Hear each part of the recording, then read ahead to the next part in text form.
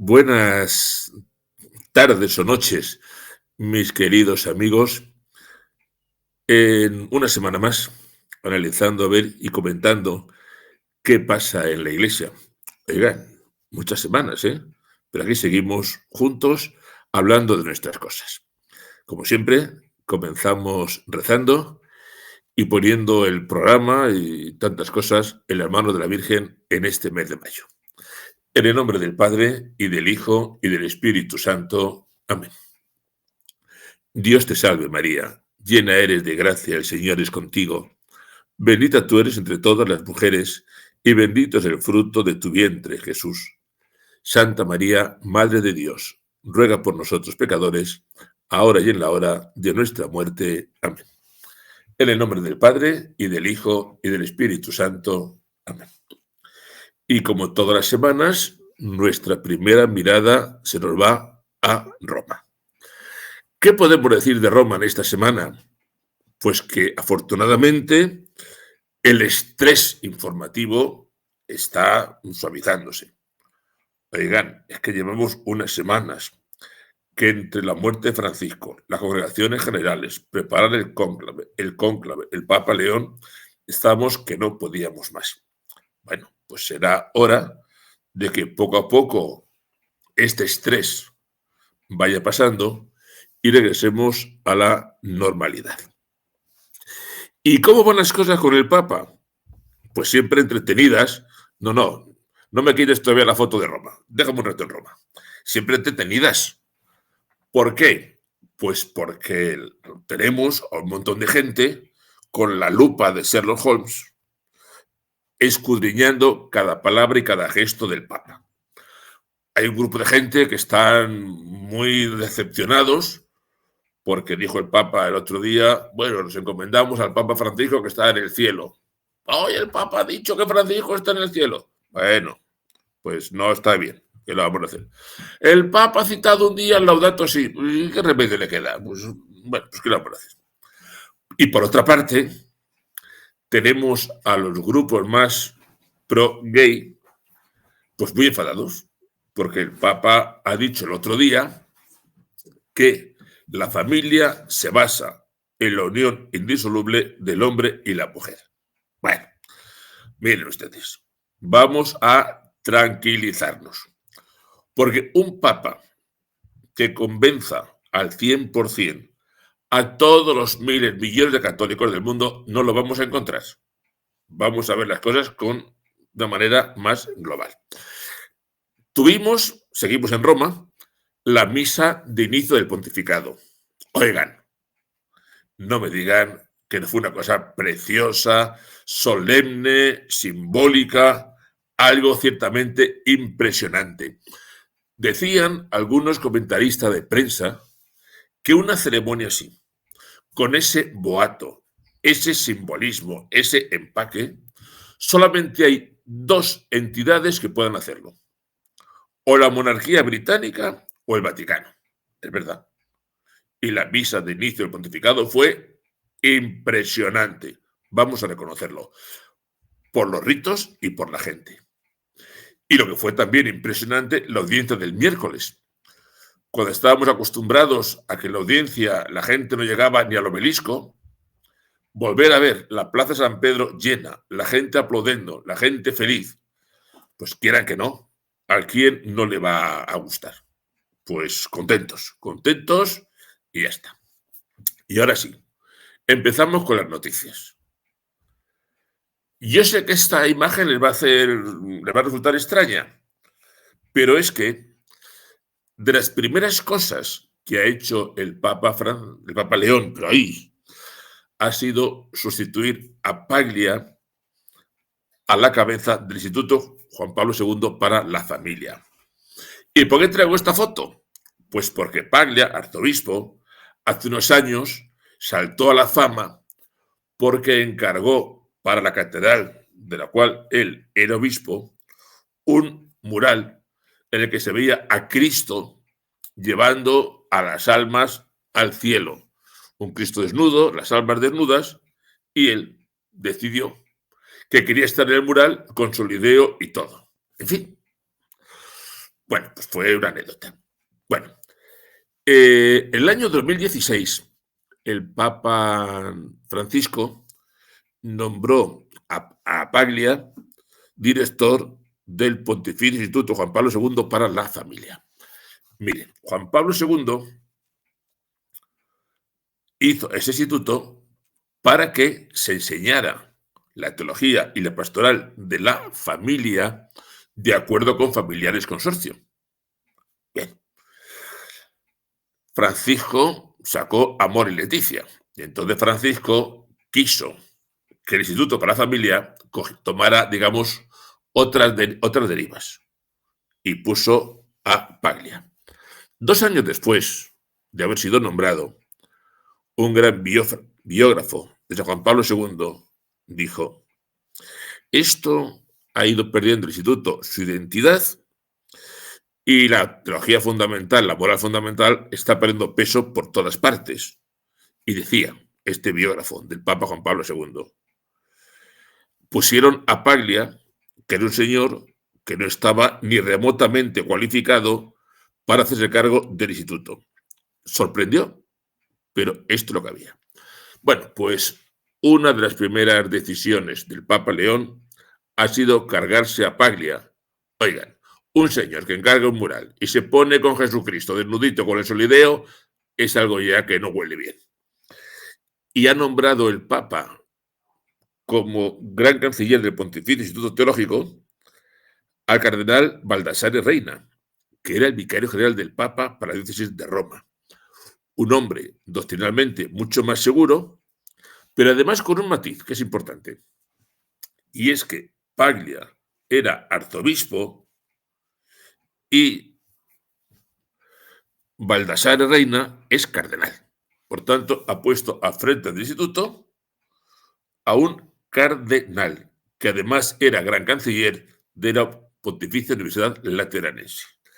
Así que muy bien, muy bien.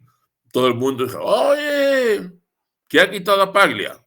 Pues contentos, muy contentos. Estamos en Roma. Pues sabe que con las noticias me gusta viajar. Y nos vamos a Estados Unidos. Este obispo es Earl Fernández, obispo de Columbus, y está insistiendo en la necesidad de un culto mucho más cristocéntrico, donde dice que el silencio y la reverencia son elementos fundamentales para una misa verdaderamente centrada en Cristo.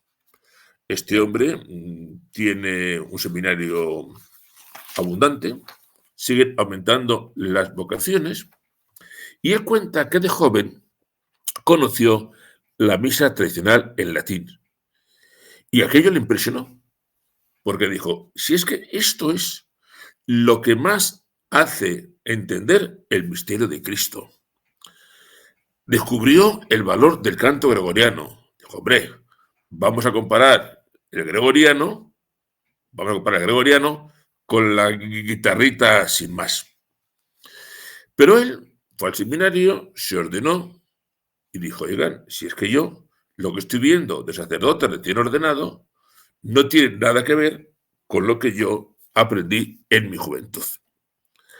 La gente dejó de arrodillarse, las guitarras, las danzas litúrgicas, la superficialidad, dijo: uy, esto qué mala pinta tiene.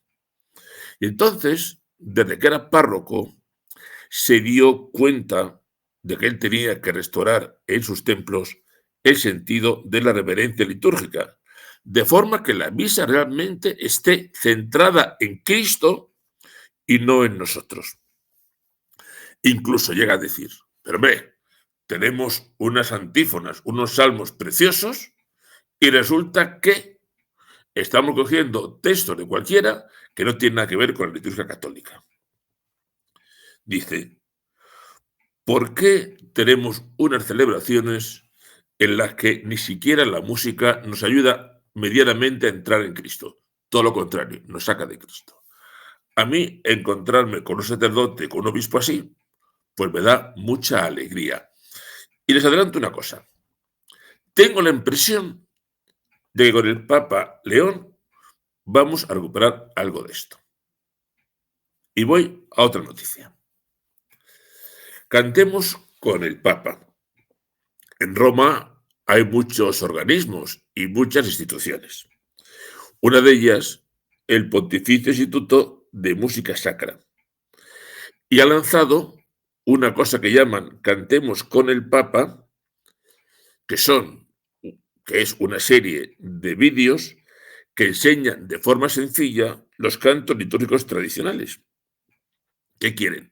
Pues que los fieles que vayan a las celebraciones con el Papa sepan cantar cosas básicas. En las misas de inicio de su pontífica, el Papa las ha cantado en latín. En el primer Regina Coeli, él mismo cantó Regina Coeli en latín. ¿Qué dicen el Instituto de Música Sacra? Pues que la Iglesia tiene un patrimonio cultural, musical, extraordinario, compuesto por el gregoriano, más simple, y la polifonía clásica, extraordinarios, que además disponen el corazón a la oración. Hemos quitado el gregoriano, hemos quitado la polifonía clásica para meter guitarritas y unas cancioncitas. Pues miren ustedes, qué devoción dan poca. Hay que leerse Sacrosantum Concilio. Y hay que leerse los textos de la Iglesia. Esta idea, cantemos con el Papa, lo que pretende, hoy es fácil con los medios actuales, ofrecer vídeos al pueblo de Dios para aprender canto litúrgico católico básico. Así, lo que hacemos es que la gente aprende y nos ayuda a celebrar en común. ¿Y la gente lo del gregoriano lo entiende? Pues yo les voy a decir una cosa, ¿eh? En mis pueblos, con 3 o 4 fieles, yo el santo y el agno lo canto siempre en gregoriano, pero incluso los días laborables. No tengo ninguna pega. Los kyries de la misa de ángeles, algún día tampoco hay ninguna pega. ¿Me van ustedes a comparar el Pater Noster cantado el otro día con el alabaré, alabaré? Oiga, no, vamos. Yo tengo un gozo en el alma. Hombre, no es lo mismo. Bueno, pues si ustedes se meten en la página web de este instituto para la música sacra, podrán ver los vídeos y los pueden descargar y podemos aprender cosas. Pues miren, a lo mejor resulta que aprendemos que el gregoriano tiene una enorme belleza. Pues miren, nunca se sabe. Así que vamos a por ello. Seguimos. Desde Roma a Francia. Porque en Francia me ha sorprendido que los principales líderes religiosos de Francia han publicado una declaración conjunta frente al proyecto de ley sobre la eutanasia y el suicidio asistido. Una de las grandes luchas que tenemos que emprender en la Iglesia es la lucha por la defensa de la vida. Pues miren, una tribuna donde hay creyentes de varias religiones, donde están católicos, protestantes, ortodoxos, judíos, musulmanes y budistas, han dicho, ojo, ¿dónde nos estamos metiendo con esta ley sobre la eutanasia y el suicidio asistido? Ojo, ¿dónde nos estamos metiendo? Y la verdad es que no lo hacen simplemente por temas religiosos, sino por temas antropológicos. ¿Qué es el ser humano y cuál es el valor del ser humano? Y cuentan que bajo una apariencia de compasión y de misericordia, lo que hacen es admitir legalmente la posibilidad de dar muerte, alterando diga, la ética médica más elemental, que los médicos están para dar la vida, para conservar la vida, para proteger y cuidar la vida, y no para matar. Hablan de que eso de la muerte asistida no es medicina, que la medicina es otra cosa. Pero claro, problemas que muchos médicos, ellos dicen, se encuentran con mucha dificultad. Pues claro, la misión del médico, dicen los médicos, es defender la vida y no administrar la muerte. Critican ese lenguaje eufemístico, ¿no? Porque lo de muerte asistida está ocultando la realidad, que es administrar positivamente un producto letal. Llamar a eso natural no puede ser, porque eso lo único que hace es debilitar el debate público y adormecer las conciencias. Por otra parte, estos líderes religiosos plantean otra historia, y es que legalizar la eutanasia supone un culpabilizar a los enfermos y a los débiles. Porque claro, si te dicen que cuando la vida empieza a hacerse difícil, lo mejor que puedes hacer es morirte, pues hombre, uno, cuando cumple años y se encuentra débil y necesitado de asistencia, puede decir, para estar molestando, para estar incordiando, pues oigan, me apliquen la eutanasia y hemos descuidado. Pues yo les digo que además de esto, hay que tomarse muy en serio la defensa de la vida como una de las características esenciales de nuestra fe católica. Y hablando de la vida, desde Francia tenemos que volar hasta Canadá. Para algunos, Canadá sería una nación pionera en el derecho a morir dignamente. Me van a dejar que les dé algunos datos. El año 2023, más de 15.000 personas murieron en Canadá mediante el sistema que llaman de ayuda médica. Vamos, la eutanasia. Casi un 5% de las muertes en Canadá fueron consecuencia de un acto deliberado, de un acto positivo de acabar con la vida de alguien. ¿Se imaginan? Casi el 5%.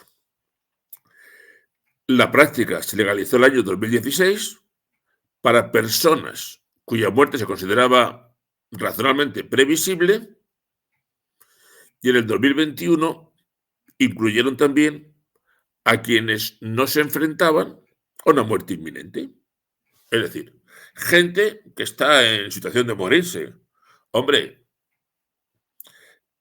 si es para gente que está razonablemente en situación de morirse, me la puedo aplicar a mí mañana, porque oiga, con los años que tengo, pues no voy a vivir 50 años.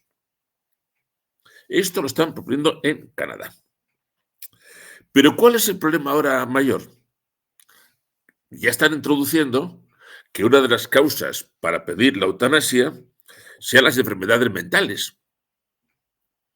Perdonen, ¿un enfermo mental tiene libertad para decidir que quiere acabar con su vida? Bueno, pues ya lo más tremendo de Canadá es que están ofreciendo la muerte asistida, el suicidio asistido, como alternativa a combatientes que han quedado tocados psicológicamente por su experiencia en la guerra. ¿Qué ocurre? Pues que a un excombatiente, en concreto contaban de alguien que había estado en Afganistán, con problemas psicológicos, pues le han dicho, pues mire, en su caso, lo más conveniente es la eutanasia. Y dicen que son varios casos, veteranos de guerra, que han ido a pedir ayuda y les han dicho, no, la mejor ayuda para usted en su situación es morirse, es acabar, porque esto es un gran sufrimiento. ¿Y qué dicen estos veteranos de guerra? Pues que esto es una herida moral, porque resulta que donde vas a que te pongan ayuda, te causan daño. Así que uno ya no se atreve ni a pedir ayuda psicológica ni física, porque como es mucho más barato matar a uno que echar una mano, pues te matan y se quedan tan a gusto. Oigan, razonable, con cierto peligro de muerte, ¿no? Claro, cierto peligro de muerte lo tenemos todos. Esta es la situación de Canadá. Hala, vamos a coger el avión, que nos vamos a marchar nada menos que a Singapur. Quédense con esta cara y con este nombre, el cardenal Go, que es uno de los personajes, perdón, con mejor prensa, con mayor influencia en el episcopado asiático. Le han preguntado por el Papa León, por el Papa Francisco. Hombre, no va a decir un cardenal de la Santa Madre Iglesia que Francisco era malo, que esté bueno. No, hombre, por Dios. Los cardenales han aprendido muy bien la diplomacia vaticana. ¿Y qué dice el cardenal Go? Pues hombre, que él confía en que la claridad doctrinal del Papa León pues saque adelante y que nos va a venir muy bien tras los años de ambigüedad en algunas enseñanzas bajo el Papa Francisco. Cuando un cardenal dice que había una cierta ambigüedad en cosas del Papa Francisco, lo que está diciendo es, vaya lío que hemos vivido durante algunos años. Dice el cardenal, hombre, el Papa Francisco ha sido un gran papa, tuvo un gran atractivo popular, tenía una enorme compasión hacia los débiles, los vulnerables, la gente con dificultades. El Papa Francisco insistió mucho en la comunión y dice este obispo, no, María Ángeles, no que diga que es un gran papa, es que tiene que, en fin, adornar. Pero este obispo dice, no, Francisco es muy bueno, pero en su deseo de llegar a todos, que era una buena voluntad, hubo ambigüedad en muchas de las enseñanzas. Y, por ejemplo, dice, lo de Amor y Leticia fue un disparate, plantear la comunión de los divorciados fue otro disparate, eso ha dividido a la Iglesia, jamás se consultó con nosotros, muchas cosas nos llegaban a través de la prensa, no era fácil para nosotros explicar con claridad cuál era la postura de la Iglesia. Por tanto, María Ángeles, entendamos las cosas. Es decir, ¿qué va a decir el cardenal? Hombre, el Papa Francisco tuvo cosas buenas, pero la ambigüedad, el lío, ahí lo tenemos. Y dijo, sí, hay que ser compasivos, dice el cardenal, pero hay que ser sobre todo claros. Nunca debemos reducir el Evangelio para hacerlo más aceptable. No. Y dice una cosa muy interesante. Que, miren, en Asia y en África especialmente, hemos tenido que renunciar a la antigua fe para abrazar la fe verdadera, la fe en Cristo. Que ahora se nos diga que tenemos que volver a recuperar elementos que hemos dejado, pues mire, esto es imposible, es confuso. Y por otra parte, este cardenal dice que él piensa que hay que favorecer más la celebración de la misa tridentina, porque dice que está haciendo mucho bien a mucha gente. Fíjense en este ratito un obispo que dice que hay que recuperar el silencio y la solemnidad. Un obispo que dice que él cree que es buena la misa tradicional. No está mal. El Papa León, el primer día con los orientales, destacó el misterio y la solemnidad de la liturgia. Oigan, atentos, que lo mismo nos llevamos sorpresas realmente bonitas. Yo tengo mi confianza. Hoy estamos viajando mucho. De Singapur a Denver. Porque en Denver, Estados Unidos, han puesto en marcha una iniciativa vocacional que me ha resultado muy interesante. ¿En qué consiste la campaña? Consiste en que están invitando a los feligreses de la archidiócesis a proponer a jóvenes varones entre 15 y 35 años como posibles candidatos a la ordenación sacerdotal. Gente que la parroquia ven, jóvenes con buen espíritu, con buenas cualidades, podían ser sacerdotes. Y entonces, cuando los fieles de una parroquia proponen al obispo que este joven podía ser sacerdote, el arzobispo se pone en contacto con ellos y les plantea directamente: ¿te has planteado la posibilidad de ser sacerdote? Esto es interesante porque a lo mejor resulta que jóvenes que se lo han planteado, pero no se atreven a dar el paso. Pero si alguien les dice, el arzobispo, oye, tienes cualidades, planteate ser sacerdote, lo mismo es una llamada que les puede realmente despertar una auténtica vocación. Entonces, cuando los feligreses proponen nombres, el obispo manda la carta, se les anima a estar abiertos al don de la vocación, se les invita a contactar con algún responsable pastoral vocacional y a partir de ahí hay un seguimiento que muchos se pueden animar. Dice el obispo en Denver que en lugar de andar buscando vocaciones en el extranjero, lo que hay que hacer es animar a los jóvenes de aquí a vivir su vocación, su posibilidad como sacerdote. Bueno, pues la campaña la han lanzado, la campaña parece que está funcionando bien, los sacerdotes en las homilías están dando su testimonio vocacional y animando, y parece que la gente se lo ha tomado con bastante seriedad. A mí me ha parecido una iniciativa bonita y creo que merece la pena que la conozcamos, porque en esta iglesia nuestra, donde tanto nos quejamos de barbaridades, encontrarnos un día como hoy, en que un obispo habla de misa tradicional, hay vocaciones y tal, pues hombre, es algo muy interesante. Y terminamos con una historia tremenda, y es que dos misioneros, Alejandro Lavaca e Inés Arango, serán beatificados próximamente. ¿Quiénes son estos? Pues estos dos misioneros entrarían en lo que el Papa Francisco llamó mártires de la caridad o fallecidos como testigos de la caridad en grado extremo. Dos misioneros que al final ofrecieron su vida por la causa del Evangelio. ¿Qué pasó? Alejandro Lavaca había sido misionero en China mucho tiempo. Después volvió a Ecuador. Y en Ecuador, una de las cosas que quiso hacer fue contactar con las tribus más remotas para llevarles su cercanía y llevarles el Evangelio. Lo hizo con muchas tribus, era muy difícil, cuentan que en muchos lugares iba prácticamente desnudo para que no le tuvieran miedo, pero él hablaba de los hombres, hablaba de dignidad y hablaba de Dios.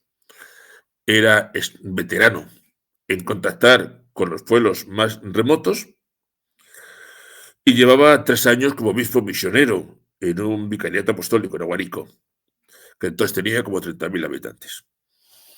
Y había un grupo, los Tagaeri, que todo el mundo decía que era un grupo muy violento, que no tenían contacto con la iglesia, con nadie, pero que también eran hijos de Dios. Y entonces comenzó a ver cómo podían acercarse a los Tagaeri. Finalmente, después de algunas pasadas con el avioneta, el helicóptero, dijeron: bueno, mira, puede ser el momento de empezar a acercarnos a ellos. Un helicóptero dejó a los dos misioneros en la selva, cerca de este poblado, y se fueron para allá. Y le dijeron a los del helicóptero: mañana pasado venís a por nosotros y os contaremos cómo están las cosas. Cuando volvieron, se los encontraron muertos. Murieron aseteados por lanzas. Al final, cuando se encontraron, llevaban más de 60 heridas de lanza cada uno. Parece ser, por lo que se ha sabido después, que murió primero el misionero, después ella. Y cuando los mataron, después hicieron una danza ritual en la que todos, adultos y niños, fueron atravesando sus cuerpos con las lanzas. Pues me parece que es una historia bonita de un misionero que entendió, dos misioneros que entendieron que había que llevar la palabra de Dios a todos los confines de la tierra. Ellos sabían que se arriesgaban mucho, tampoco lo hacían loco, tenían costumbre de contactar con tribus, pero al final la cosa fue más complicada y allí perdieron la vida. Pues creo que en este momento de dificultad, estos misioneros claramente nos enseñan a vivir. Y bueno, María José, ¿el Papa León va a seguir los pasos de Francisco? Sí y no. Yo creo... el misionero sí, era español, el capuchino español. Yo creo que León seguirá la tradición de la Iglesia, pero estoy convencido de que va a ir enderezando las cosas poquito a poco. Yo por lo menos tengo mi esperanza. Bueno, y nada más, que hasta aquí hemos llegado. Se nos va el tiempo como siempre, pero esto es lo que da de sí. Nos despedimos, como siempre, con ruego. Vamos a pedir por el Papa, que Dios lo ilumine, que Dios tenga piedad de él y le conserve en su servicio con fidelidad. Nos despedimos recibiendo, como cada semana, la bendición de Dios. Que la bendición de Dios Todopoderoso, Padre, Hijo y Espíritu Santo, descienda sobre nosotros y nos acompañe siempre. Buenas noches, viva Cristo Rey y hasta la semana que viene, si Dios quiere.